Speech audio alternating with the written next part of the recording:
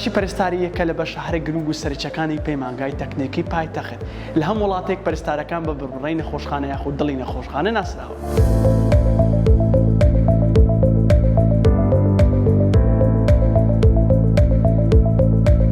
بەشی پەرستیاری 2 ساڵە دیپلۆمی بەدەستدێنن لە بەشی لە ساڵی یەکەمدا قوتابیان فێرە بنچینەکانی پەرستیاری دەکرێن کە پێی دەگوتە فەندەمنتەڵ ئۆف نەرسینگ کە پێک هاتووە لە مادەکانی چۆنیەتی دەرزی لێدان و چۆنێتی برین پێچکردن و چۆنێتی دوورینەوەی برینەکان.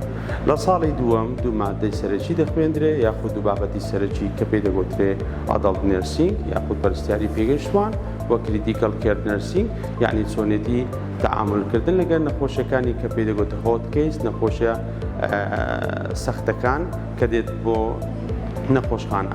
ئێمە لە لابی پەرستاری قوتابیەکان وەڕادێنین لەسەر شێوەی کردداری لە مادەکانی ئەدەڵت و کریتیکەڵ بۆ نمونە مەسەڵەن حالەتێک دێتن لە بۆ ئیمەرجنسی چۆن تەعاملی لەگە دەکەی ئەو حالەتانە کە پێی دەگوترێ هۆت کەیس یەک لەوانە وەکو شکانە، یەک لەوانە وەکو جەڵتەی دڵە، یەک لەوانە وەکو جەڵتەی دەماغە، یەک لەوانە مەسەڵەن حالەتەکانی حادیسەی سەیارە و یاخود ئەو بابەتانەیە.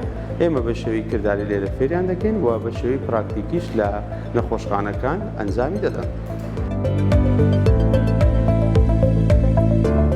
هاوکات ئێمە جگەرەوەی لە پەیمانگەوانە پراکتیکی و تیۆریەکان دەخوێنین وەکو یەکەمین پەیمانگە هەفتانە بۆ ماوەی 3 ڕۆژ لەنێو نەخۆشخانەکان وانە کردداریەکان ئەنجام دەدەن بۆ زیاتر ئاشنا بن بە پیشەی پەرستاری.